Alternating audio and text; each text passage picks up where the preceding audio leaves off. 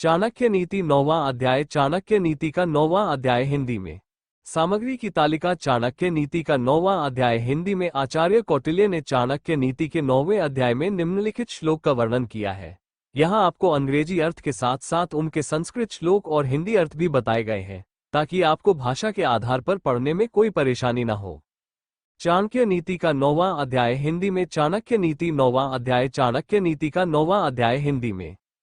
मुक्तिमिच्छसि सावधान, विषयान विश्वत्यज, क्षमाजव देय शौचम सत्यम पीयूषवत्पिब। एक अर्थात यदि आप जन्म और मृत्यु के चक्र से मुक्त होना चाहते हैं तो उन विषयों को त्याग दें जिनके पीछे आप इंद्रियों की संतुष्टि के लिए दौड़ते हैं, जैसे आप जहर को त्याग देते हैं। हे तत्तितिक्षा, ये सब छोड़कर सच्चे आचरण, दया, पवित्रता और सत्य का अमृत पियो। अर्थ मेरे प्यारे बच्चे, यदि तुम जन्म और मृत्यु के चक्र से मुक्त होना चाहते हो तो इंद्रिय संतुष्टि की वस्तुओं को जहर के समान त्याग दो। इसके बजाय धैर्य, सदाचार, दया, स्वच्छता और सच्चाई का अमृत पिए। मातर्पस्य मर्मानि ये भाषान्ते नराधमा ताएव विलयम यान्ति वाल्मीको दर्शर्पवत। 2 अर्थ जो दुष्ट लोग दूसरों के छिपे हुए दोषों को उजागर करते फिरते हैं वे उसी प्रकार नष्ट हो जाते हैं जैसे सांप एंथिल में जाकर मर जाता है। अर्थ जो नीच मनुष्य दूसरों के गुप्त दोषों का वर्णन करते हैं वे स्वयं को चींटी के जंगल में भटकने वाले सांपों की तरह नष्ट कर देते हैं। गंध स्वर्ण फल भिक्षुदंडे नाकारी पुष्पन खलु चंद्रस्य विद्वान धन भूमि दीर्घ आयु शुद्ध कोपी न बुद्धिदो भूत। अर्थ इस सृष्टि के रचयिता ब्रह्मा जी को सोने में सुगंध देने की सलाह शायद किसी ने नहीं दी। गन्ने के पेड़ को फल प्रदान करे, चंदन के पेड़ पर फूल चढ़ाएं, विद्वान को धन प्रदान करे, राजा दीर्घायु हो। अर्थ कदाचित किसी ने सृष्टिकर्ता भगवान ब्रह्मा को सोने में सुगंध लाने की सलाह नहीं दी हो। गन्ने को फल, चंदन के पेड़ को फूल, विद्वानों को धन और राजा को दीर्घायु प्रदान करें। सर्वौषधीनामृत प्रधान सर्वेषु सौख्येश्वशन प्रधानमा सर्वेन्द्रियम नयन प्रधान सर्वेषु गत्रेषु शिरः प्रधान चार। अर्थ अमृत सर्वोत्तम औषधि है। इंद्रिय सुखों में अच्छा भोजन सर्वोत्तम सुख है। सभी इंद्रियों में आंख सर्वश्रेष्ठ है। शरीर के सभी अंगों में सिर सर्वोत्तम है। अर्थ औषधियों में अमृत सर्वोत्तम है। अच्छा भोजन करना सभी प्रकार के भौतिक सुखों में सर्वोत्तम है। आंख सभी अंगों में प्रमुख है और सिर शरीर के सभी अंगों में प्रमुख स्थान रखता है। दोनों के बीच कोई बातचीत नहीं होती और न ही कोई बातचीत होती है। पूर्वा न जल्पितामिदम न च सद्गमोस्ति व्योमनि स्थितम रविश ग्रहणम प्रशस्तम जानाति यो द्विजवरः सकत न विधुद। 5 अर्थ कोई दूत आकाश में नहीं जा सकता और न ही आकाश से कोई समाचार आ सकता है। वहां रहने वाले लोगों की आवाज नहीं सुनी जाती और उनसे कोई संपर्क नहीं हो पाता। इसलिए जो ब्राह्मण सूर्य और चंद्र ग्रहण की भविष्यवाणी करता है उसे विद्वान समझना चाहिए। अर्थ कोई भी दूत आकाश में विचरण नहीं कर सकता और वहां से कोई समाचार नहीं मिलता। इसके निवासियों की आवाज न तो कभी सुनी गई और न ही उनसे कोई संपर्क स्थापित किया जा सका।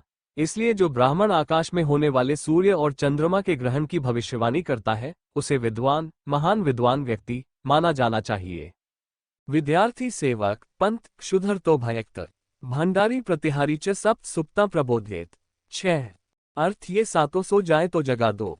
1 विद्यार्थी, 2 नौकर, 3 यात्री, 4 भूखा आदमी, 5 डरा हुआ आदमी, 6 खजाने का रखवाला, 7 खजांची। अर्थ विद्यार्थी, सेवक, यात्री, भूखा मनुष्य, डरा हुआ मनुष्य, कोष का रक्षक और भंडारी ये सातों यदि सो जाए तो जगा देना चाहिए।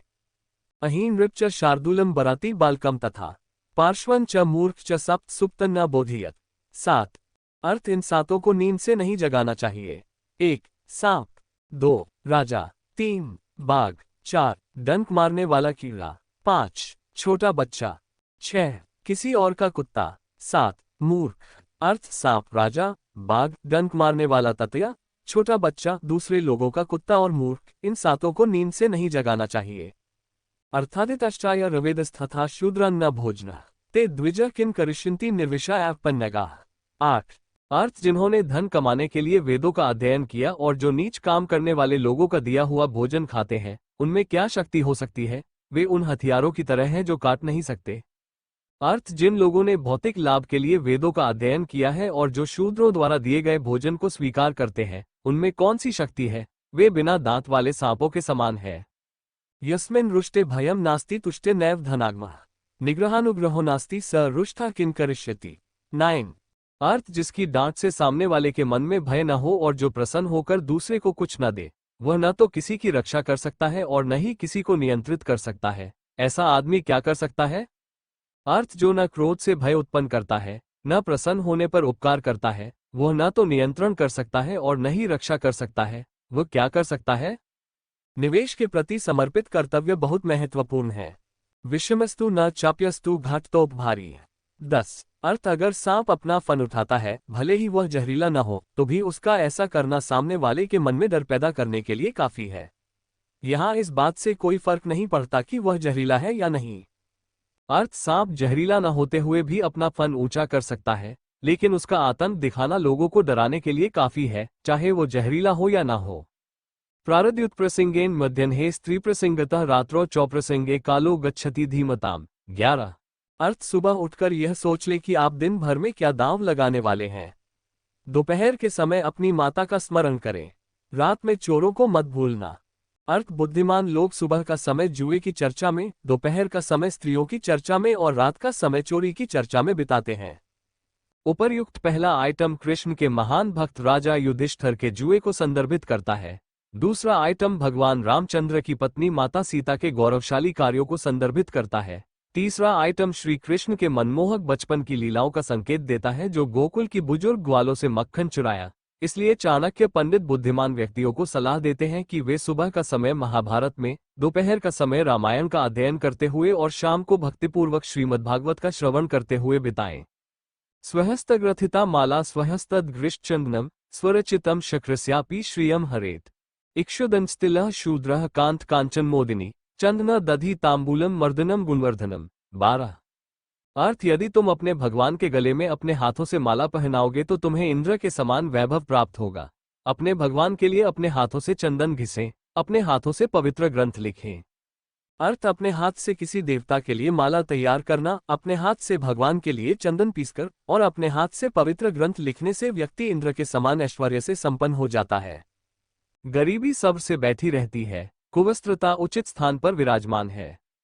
कदन्नता चौष्णताए विराजते, कुरूपता विनयपूर्वक बैठती है। 13 अर्थ धैर्य से गरीबी पर काबू पाएं, पुराने कपड़े साफ रखें, बासी खाना गर्म कर ले, अपने अच्छे व्यवहार से अपनी कुरूपता पर काबू पाएं।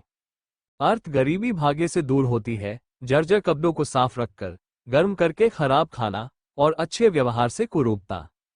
8वां अध्याय 10वां अध्याय। नोट: आचार्य चाणक्य द्वारा लिखित चाणक्य नीति में लिखी कुछ बातें, विचार और लेख आदि किसी जाति और धर्म की भावनाओं को ठेस पहुंचा सकते हैं।